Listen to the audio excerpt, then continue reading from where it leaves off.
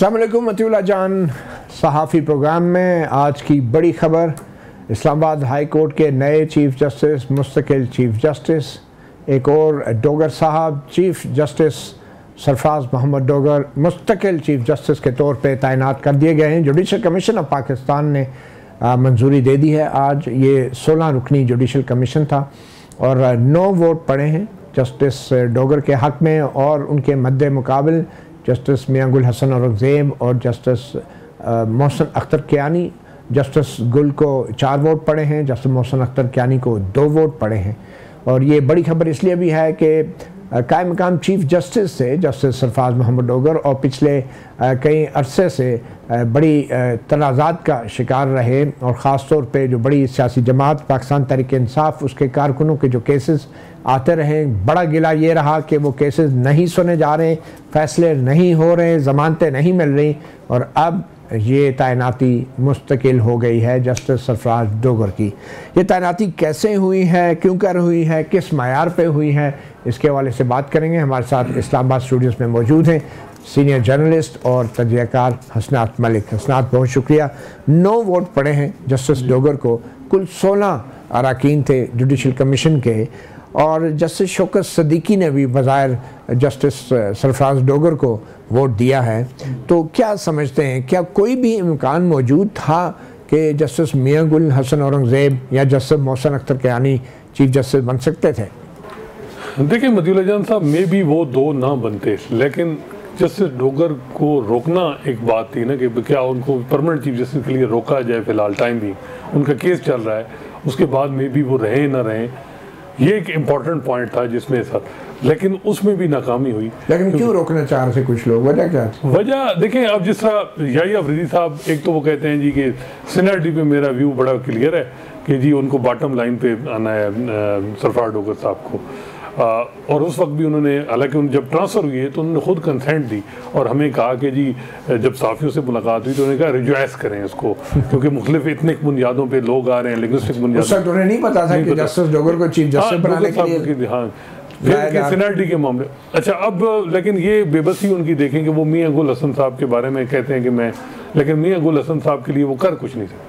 आज भी बताया जा रहा है कि जुडिशल कमीशन में भी उन्होंने बड़ी लंबी बातें की कि जी मियां गुल ज़बरदस्त हैं, लेकिन उनकी बात जो हुकूमत ने नहीं मानी। वो बेबस है या वो ड्यूल पॉलिसी थी? देखिए, बात यह है कि गलती अब इस वक्त जिम्मेदारी तो उन पे ही आ रही है, क्योंकि सरफराज डोगर की ट्रांसफ़र हो ही नहीं सकती थी अगर वो याहिया अफरीदी इसको उनको वोट ना देते, यानी वो रजामंदी ना देते। कंसल्टेशन उनसे एक उनको नहीं बताया गया, लेकिन वो उन्होंने कंसल्टेशन पे रजामंदी दी। फिर आमिर फारूक साहब के मामला आया कि जी उनको अभी ना सुप्रीम कोर्ट लाया जाए, पहले सीनियरिटी मामला तयन किए, तो उस पे भी याहिया अफरीदी साहब वोट ना देते तो आज आमिर फारूक साहब इस्लामाबाद हाई कोर्ट में होते।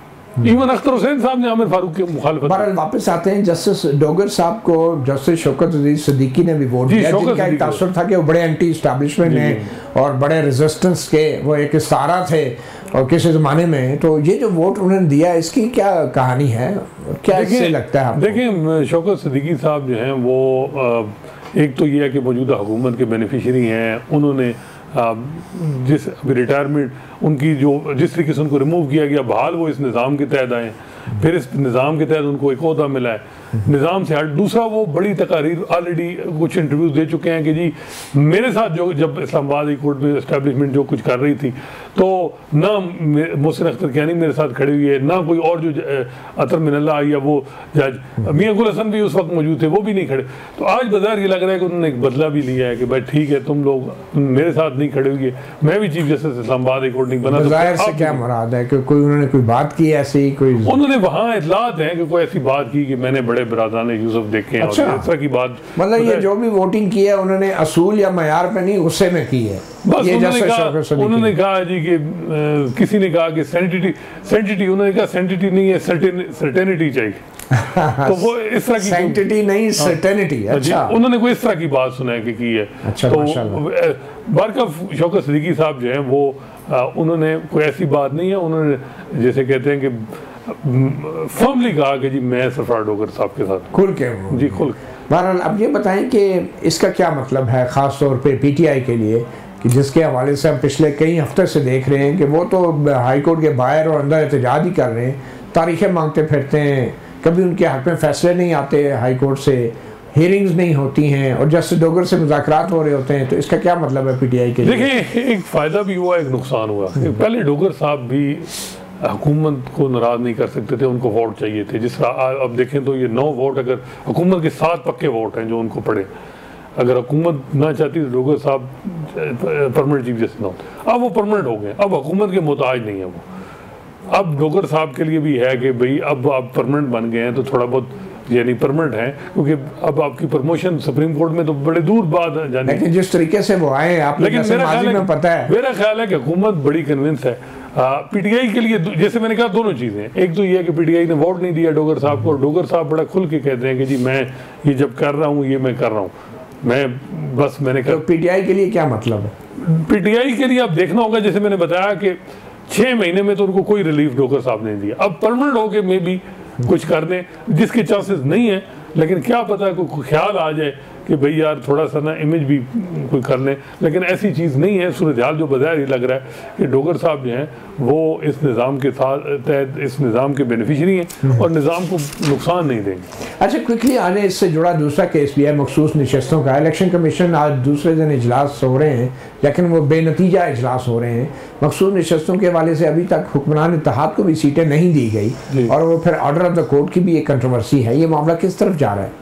देखें, उस वक्त भी एक मेंबर ने तो कहा था कि जी ये माल गनीमत नहीं तकसीम हो सकता नून पीपल्स पार्टी में।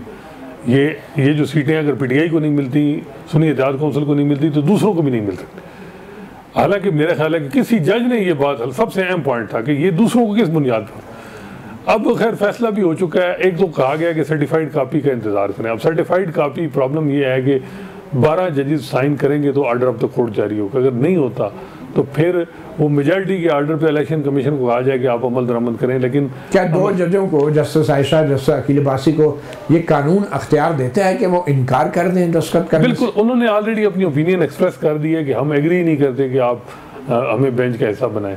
नहीं, बेंच का हिस्सा ना बनाएं। जी, बेंच का हिस्सा बनाएं। अच्छा, यानी जब उन्होंने कहा गया, इन्होंने कहा ना कि हम आपके वोट काउंट होंगे, आप डिस्मिस कर रहे हैं आखिर फाइनल में। अच्छा। तो उन्होंने अपने जो उस वक्त नोट जो लेकिन उन्होंने ये भी कहा था जस्टिस आयशा, जस्टिस अकील अब्बासी ने, कि हमने रिक्यूज नहीं कर रहे।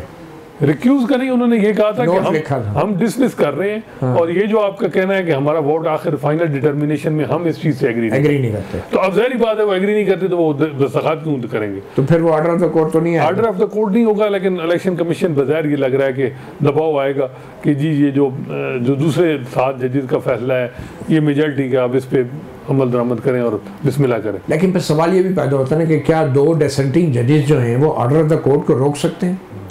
देखिए, मेरा ख्याल है कि ऑर्डर ऑफ द कोर्ट के बगैर ही चीज़ें हो जाएंगी, लेकिन ये मामला कहीं ना कहीं फिर खुलेगा। अच्छा। ये सारा जिस तरीके से रिजर्व सीटें दी गई, जिस तरह बेंच बनाया गया, जिस तरह बेंच ने जल्दी की, जिस तरह एक जज रिक्यूज कर गया, फिर भी जुडिशल कमीशन को नहीं भेजा।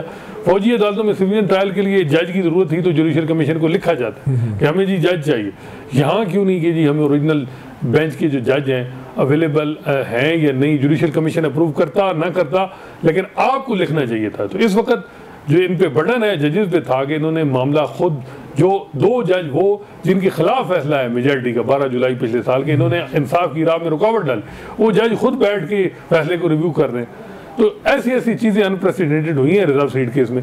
मेरा ख्याल है कि ये फैसला कहीं ना कहीं फ्यूचर में ये जो है वो रिविजिट होगा। अच्छा, वापस आते हैं, ये जो आज जस्टिस डोगर की तैनाती हुई है, इसकी बुनियाद सुप्रीम कोर्ट का वो फैसला है जजेस सीनियरिटी और तबादला ट्रांसफ़र केस का, जिसमें सदर ने फिर उस फैसले के मुताबिक नोटिफिकेशन कर दिया था कि जस्टिस डोगर जो हैं वो सीनियर तरीन होंगे। उसके खिलाफ एक इंट्रा कोर्ट अपील भी दायर हुई है, उस अपील का क्या होगा? देखिए, इंट्रा कोर्ट अपील अब मेरा ख्याल है कोशिश की जाएगी, या अफरीदी साहब पता नहीं अब उनके कि जी वो लगाए जाएं। पहले भी बताया जाता है कि एफर्ट थी, लेकिन तीसरे जज उनके नहीं साथ दिया, 3-2 से मामला। ठीक है। अब यह है कि जमाल मंदुखेल साहब के जरिए कोशिश होगी कि जी केस ICA लगे, लेकिन मेरा ख्याल है कि अमीनुद्दीन खान साहब और मोहम्मद अली मजहर जो उनका अपना फैसला है 2 मेजॉरिटी में, वो क्यों लगाएंगे? हुकूमत उनके साथ है। या अफरीदी साहब फिलहाल तकरीर ही कर सकते हैं, इसके अलावा वो केस नहीं लगवा सकते। दूसरा जजेस कहेंगे जी हम गर्मियों की छुट्टियों पे बड़ा मुश्किल है, देखते हैं मे भी लग भी जाए। लेकिन देखना होगा कि क्या। और 26वीं आईनी तरमीम का दरख्वास्त वो तो अब 27वीं के साथ ही बजाय लगा। चले 27वीं पर भी आपसे डिटेल बात करेंगे। हम प्रोग्राम के अगले सेगमेंट में बात करेंगे PTI के तर्जुमान और सीनियर रहनुमा जनाब रऊफ हसन से कि अब PTI के लिए क्या रह गया है, और ख़ास तौर पे इस्लामाबाद हाई कोर्ट में जब तब्दीली आई है उस तब्दीली का PTI के लिए क्या मतलब।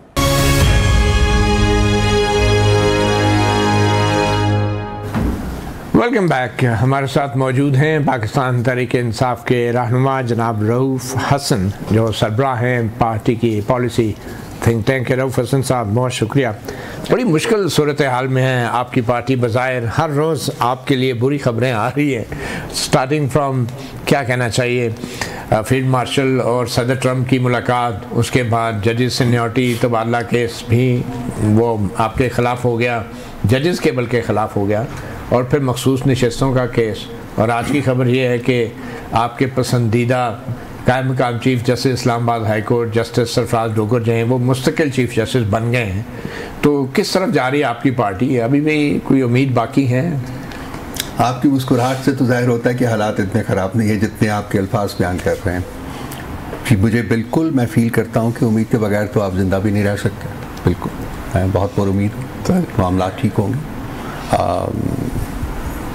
जहाँ गिरावट आती है वहाँ उठान भी आनी है।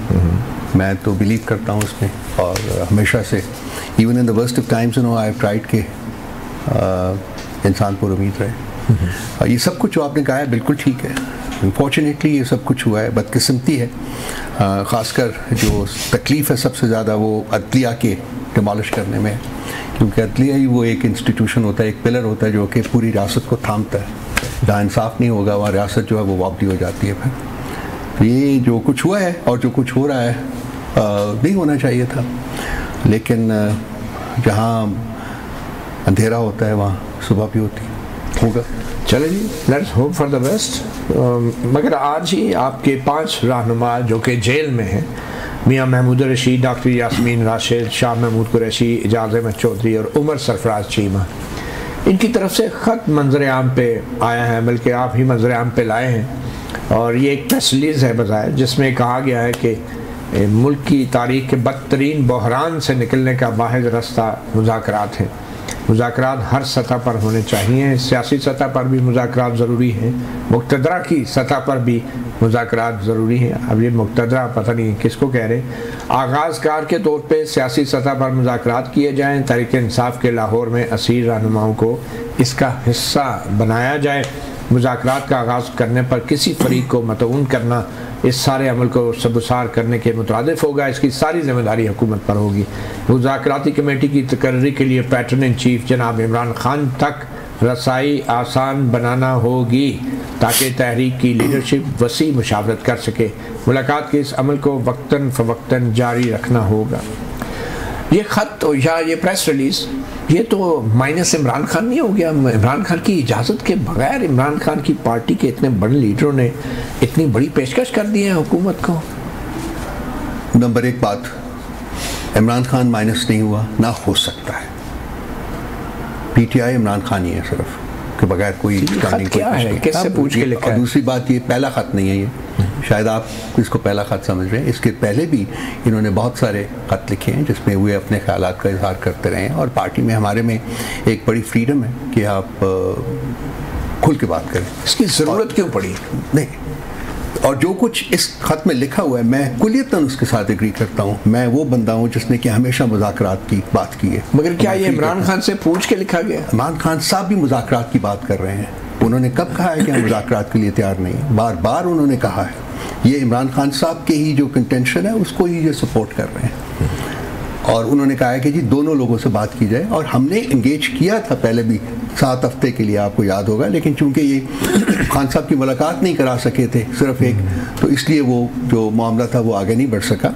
और मैं होल हार्टेडली सपोर्ट करता हूँ कि जी मुज़ाकरात, मैं तो फील करता हूँ कि बहुत लेट हो गए और होने चाहिए। मगर आपकी पार्टी ने, आपके रहनुमाओं ने बज़ाहिर आपकी पार्टी के मौक़िफ़ के बरखिलाफ़ एक बात की है इसमें, जिसमें कहा गया है कि मुज़ाकरात हर सतह पर होने ज़रूरी हैं, सियासी सतह पर भी मुज़ाकरात ज़रूरी है।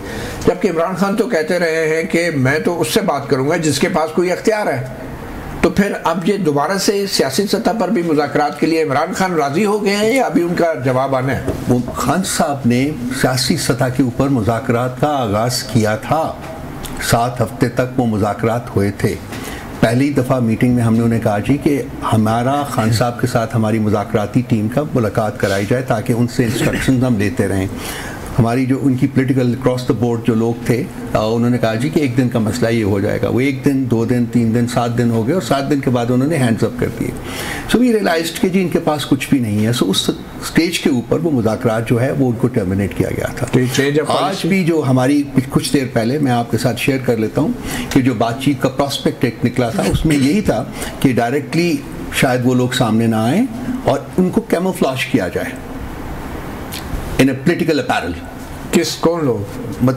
जो क्या वो ये एक पॉलिटिकल कैमोफ्लेज जो है वो किया जाए। आप उन्हें फैसिलिटेट कर रहे हैं कि ठीक है वो पर्दे में रह के हमसे बात कर लें, ठीक है, दैट्स इट।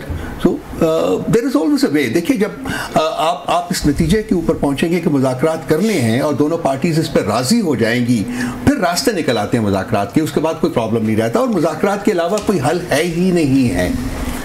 देखिए अगर तो लड़ना हो तो हम सियासी जमात के तौर के ऊपर हमारे हाथ में कोई गन्स एंड पिस्टल्स नहीं है कि जी हम जाके हम तो ये बात इमरान खान साहब की तरफ से क्यों नहीं आई कि हर सतह पे सियासतदानों से भी मुज़ाकरात कर लें? ये बात इमरान खान की तरफ से आनी चाहिए थी। ये दूसरे लीडरों की तरफ से प्रेस रिलीज आ रही है, इसका मतलब इमरान खान माइनस हो गए। 32 यार क्या है, इमरान खान साहब को माइनस कर रहे हैं? 32 साल को हम कर चुके हुए हैं। मैंने आपको 2 दफा कहा है हमने इन लोगों के साथ मुज़ाकरात किए हैं। ऐलान की कोई अहमियत है इस प्रेस रिलीज? देखिए ये अहम है या नहीं? अल्टीमेटली वही होना है जो कि खान साहब ने होना है, लेकिन इस बात में और खान साहब की कंटेंशन में मुझे कोई फर्क नजर नहीं आ रहा। इसके लिए आप मंजूरी लेंगे इस बयान की इमरान खान से? खान साहब को पता है, खान साहब से मिलने देंगे तो आज भी जो हमारी मीटिंग थी फैमिली की और लॉयर्स की, लॉयर्स में वो एक ज़हीर को 6 में से सिर्फ 1 को मिलने दिया गया 1.5 मिनट के लिए, ठीक है, और बहनों में से सिर्फ 2 को मिलने दिया गया, अलीमा बीबी को मिलने नहीं दिया गया। तो ये तो हाल भी नहीं हुआ खान साहब के साथ।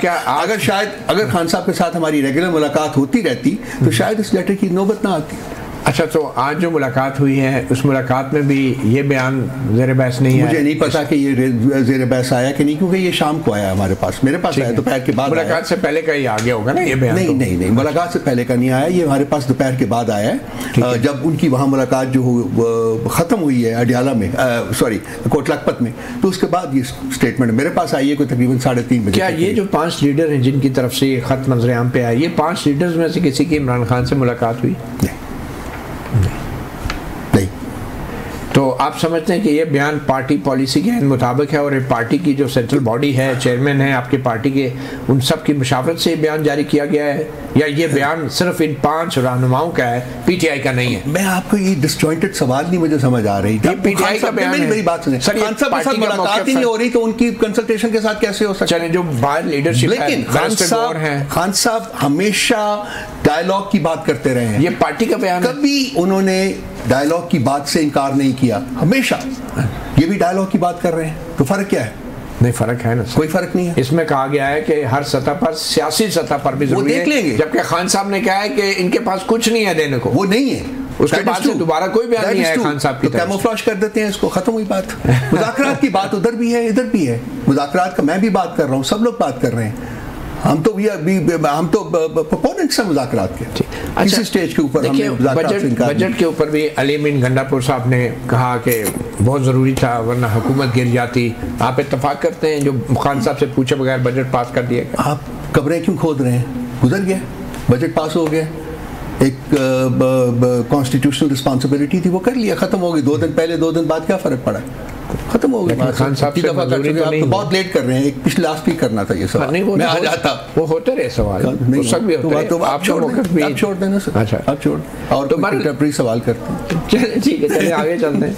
अब जो अदालती महाज के ऊपर जो हो रही है चीज़ें, लेकिन उससे पहले जो सफारती महाज के ऊपर बहुत बड़ी पाकिस्तान को सफारती कामयाबी मिली। फील्ड मार्शल आसिम मुनीर की मुलाकात हुई अमेरिकी सदर ट्रंप से, जो तारीख का एक बड़ा अनोखा वाक़या है। वाइट हाउस में लंच पे मुलाकात हुई है। आप इसे पाकिस्तान की सफारती कामयाबी समझते हैं और क्या ये पीटीआई की भी कामयाबी है? देखिए जी, जो भी मुलाकात जिससे पाकिस्तान का इंटरेस्ट एडवांस होगा हम उसको सपोर्ट करेंगे। अगर इससे पाकिस्तान का इंटरेस्ट एडवांस होगा तो हम उसको सपोर्ट करेंगे। ये एक बड़ी अनयूजुअल मुलाकात थी, पहले कभी नहीं हुआ, जैसा कि खुद आपने फरमाया है कि chief of the army staff को आप लंच पे बुलाएं और फिर सारी गुफ्तगू जो है without the presence of the political leadership वो हो। लेकिन अगर ऑब्जेक्टिव इसका पाकिस्तान का इंटरेस्ट है, पाकिस्तान के इंटरेस्ट को आगे लेके जाना है, तो एज अ पोलिटिकल पार्टी हम उसको सपोर्ट करेंगे। तो फिर जो आसिम मुनीर फील्ड मार्शल के खिलाफ अमेरिका में मुजाहरे आप लोगों के हमायती सपोर्टर्स करते रहे, वो पाकिस्तान के मफाद के खिलाफ था? हम लोगों का उससे कोई अमल दखल नहीं है हमारा। आप लोगों ने सपोर्ट तो किया उनको? नहीं, आपके लीडरशिप ने कहा हम उनकी हिमायत करते हैं? नहीं। अली अमीन गंडापुर साहब ने कहा, अलीमा खान ने कहा कि हम हर उस मुजाहिरे को सपोर्ट करेंगे। देखिए, पार्टी की पॉलिसी नहीं थी ये। अच्छा। ना पार्टी का उसका साथ कोई लेन देन था, बिल्कुल नहीं था। तो कोई एक्शन लिया पार्टी ने फिर ऐसे में? देखेंगे अपने वक्त, that is an internal matter. वो पब्लिक डोमेन में लोग थे जो अमेरिका में मुजाहिरे कर रहे थे। डायस्पोरा है, आपको भी पता है, हमें भी पता है, सबको पता है, वो डायस्पोरा है।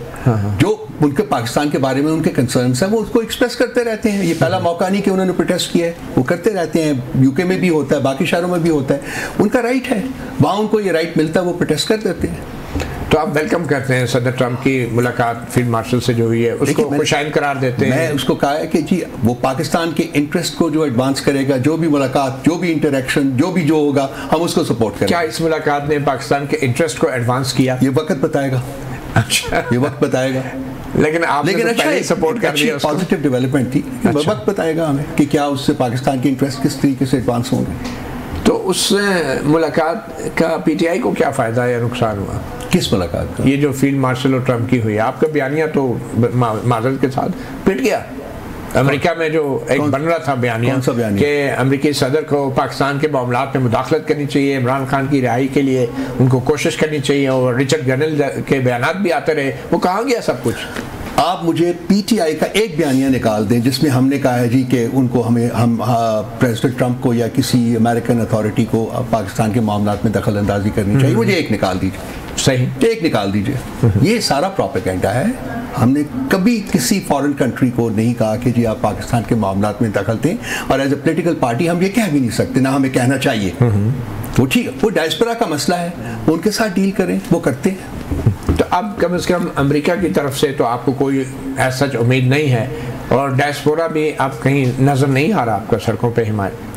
ये सवाल आप उनसे पूछें, डायस्पोरा से पूछें। मैं तो उनको रिप्रेजेंट नहीं करता कि मैं बताऊं कि वो नजर आ रहे हैं या नहीं, या आएंगे कि नहीं आएंगे, लेकिन वो तो उनका मसला है। लेकिन आप कहते हैं कि डायस्पोरा को भी इस मुलाकात की हिमायत करनी चाहिए थी। कौन सी मुलाकात? जो पाकिस्तान के मफाद में हुई। उनका देखिए, वो करनी चाहिए थी या नहीं थी, वो उन्होंने फैसले करने, मैंने नहीं करना या पीटीआई ने फैसला नहीं करना, वो because we actually have nothing to do with that. अच्छा, अब जो 27वीं तरमीम की भी बात हो रही है, क्योंकि हुकूमत को पे दर पे कामयाबियाँ मिल रही हैं अदालती महाज के ऊपर, जैसे मैंने शुरू में कहा कि बड़ी कामयाबी थी। सबसे पहले तो वो जो जजेस सीनियरिटी का मामला आया, उसमें जस्टिस डोगर की सीनियरिटी बरकरार रही, फिर मखसूस नशस्तों का जो मामला आया, तो इसके बाद तो 2/3 अक्सरियत अब यकीनी हो गई है, और 27वीं तरमीम भी दूर नहीं। तो क्या आपके खदशात हैं, तवक्कुआत हैं?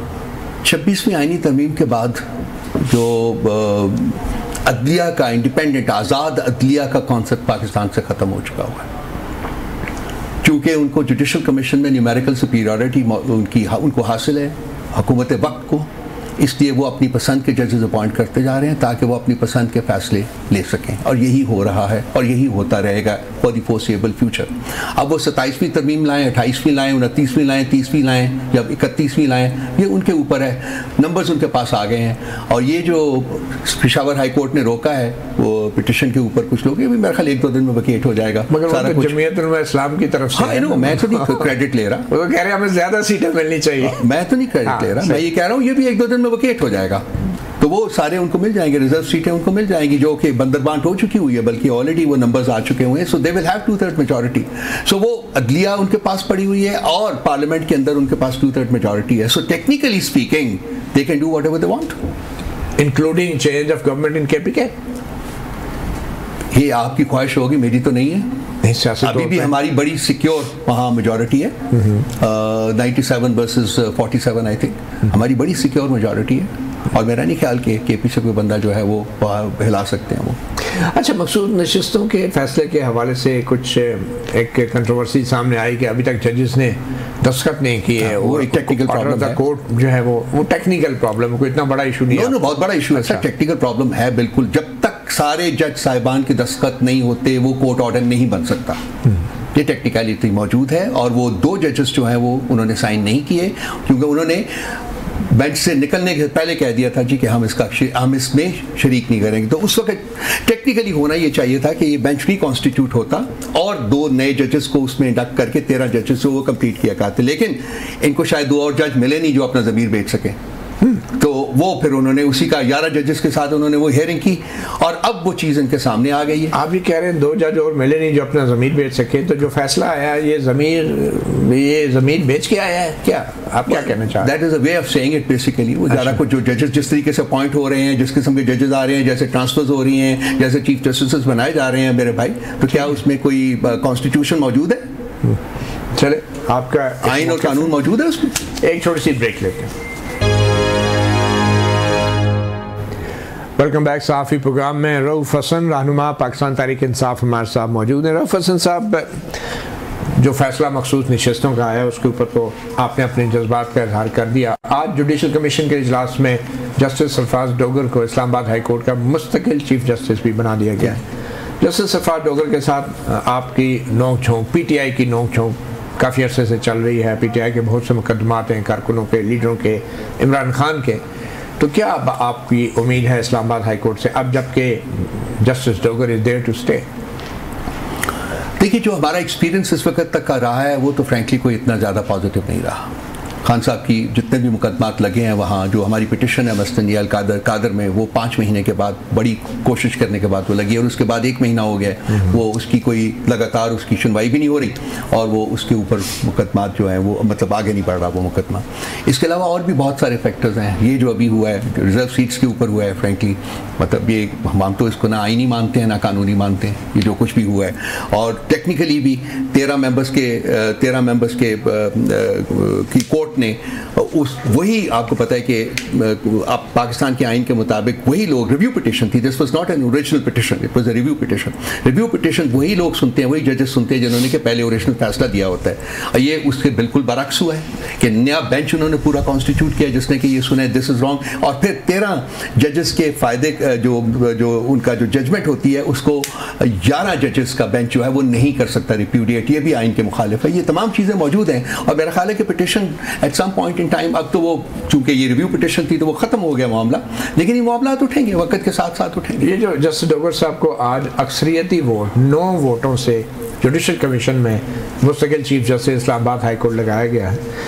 इन 9 वोटों में एक जस्टिस शौकत सदीकी साहब का भी वोट था जो साबिक जज थे इस्लामाबाद हाई कोर्ट के, और उन्होंने बड़ी बहादुरी का मुजाहरा किया था एक ज़माने में जब उन्होंने जस्टिस जनरल फैज़ के साथ मुलाकात के हवाले से इंकशाफ किया था रावलपिंडी बार एसोसिएशन से, और कहा था, उन्होंने कहा कि जी मैं 2 साल की मेहनत ज़ाया हो जाएगी। मगर आज उन्होंने अभी जस्टिस डोगर को वोट दिया, जस्टिस मियां गुल हसन औरंगज़ेब को वोट नहीं दिया।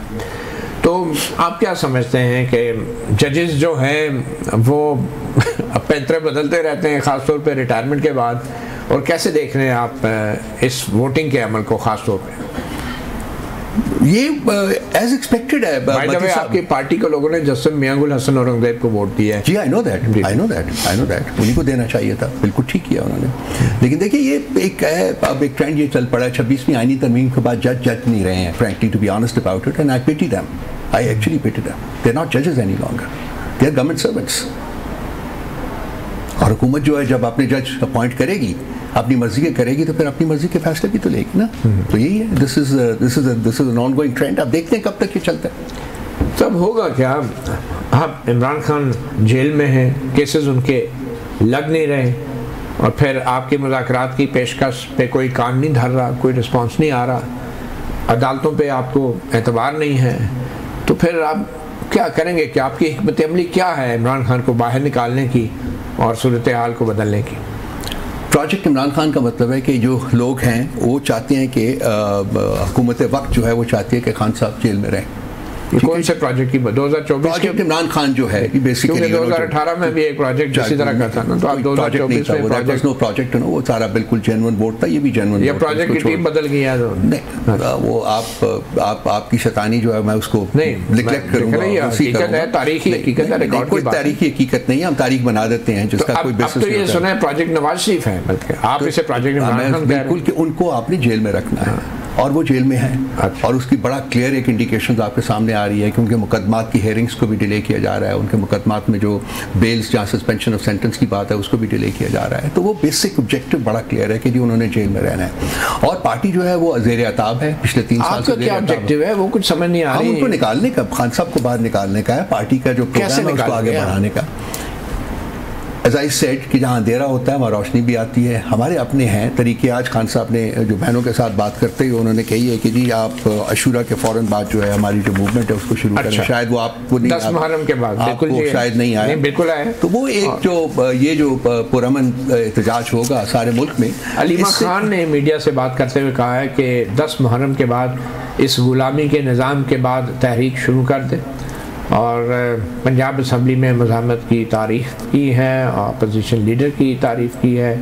26 अरकान पंजाब असम्बली पे पाबंदियाँ आयद हैं और इससे बेहतर है हमारे मेंबरान असम्बली के बाहर अपनी असम्बली लगा दें।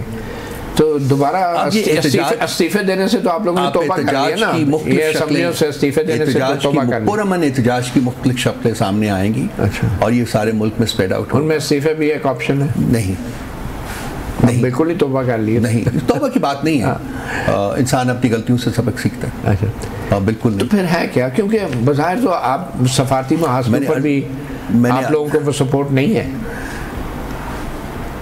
आप अगर इसको प्रिज्यूम करना चाहते हैं तो मैं आपको नहीं क्वेश्चन करूंगा। नहीं, फिर भी तो नंबर एक बात, हम लोग सियासी महाज के ऊपर जाने के चक्कर में नहीं है ना। हम यहाँ हैं मुल्क के अंदर रह के, हम अपना जो हमारा नैरेटिव है उसको आगे बढ़ाने के लिए क्या हमारे पास ऑप्शन होती हैं पॉलिटिकल पार्टीज़ के पास? 3 होती हैं। आप लेजिस्लेशन में बात करें, आप कानून का दरवाज़ा खटखटाएं और आप पुरअमन सियासी एहतजाज करें।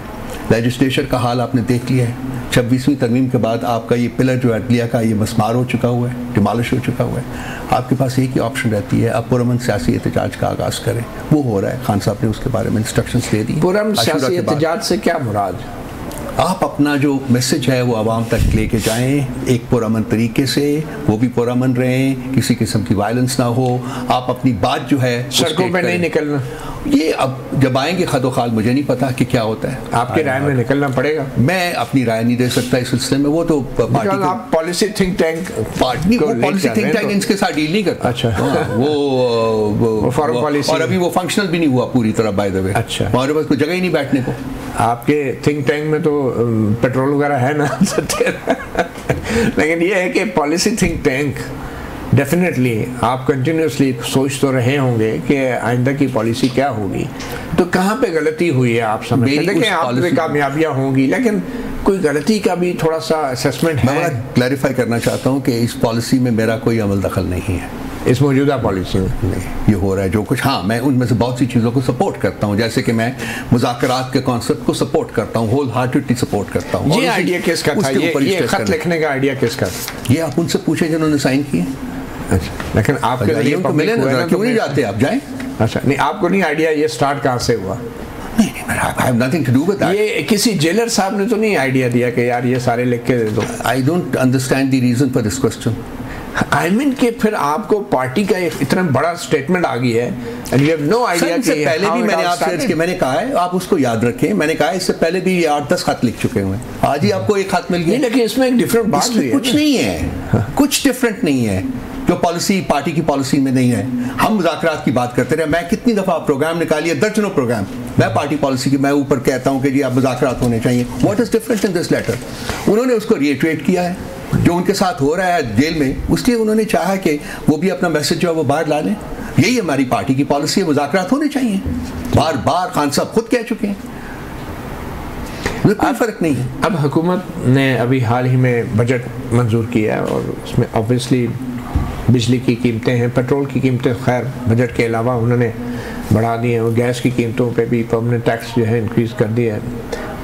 इस बजट को आप कैसे देख रहे हैं, और आप इस बजट के ऊपर भी पीटीआई की कोई हिकमत अमली नहीं बज़ाहिर नज़र आ रही और कोई एहतजाज नहीं नज़र आ रहा, क्योंकि आम हालात में अपोजिशन रवायती तौर पे बजट के ख़िलाफ़ सड़कों पे निकलती है, तो आप लोग तो कहीं भी नज़र नहीं आ रहे। सर आपने फिर कुछ नहीं सुना, आपने क्या तकरीरें सुनी है जो हमारे पार्लियामेंट के फ्लोर के ऊपर हमारे लोगों ने की हैं, अगर खुद हुकूमती मेंबरान उनकी तारीफ कर रहे हैं, जितना काम किया है उन बच्चों ने, हमारे बच्चों ने, और जितनी क्वालिटी स्पीचेस उन्होंने की हैं। एक ऑपोजिशन की हैसियत से हमारा काम क्या है कि हम उनके जो गवर्नमेंट का जो बजट है उसके इश्यूज जो है उनको हाईलाइट करें जो हमने किया है। इससे ज़्यादा इफेक्टिव परफॉर्मेंस किसी ऑपोजिशन की हो ही नहीं सकती। दूसरी बात है कि सड़कों पे हर बात लेके हम सड़कों पे निकलेंगे, क्यों निकले सड़कों के ऊपर? हाँ, हमने अपने फोरम में, जहां फोरम में बजट पास हुआ है उसके बाद हमने अपोज किया उसको, हर चीज को अपोज किया और बड़ा लॉजिकली किया है। I am proud of these people जिन्होंने के पार्लियामेंट में खड़े होकर आज स्पीचेस किए। आज तक आपको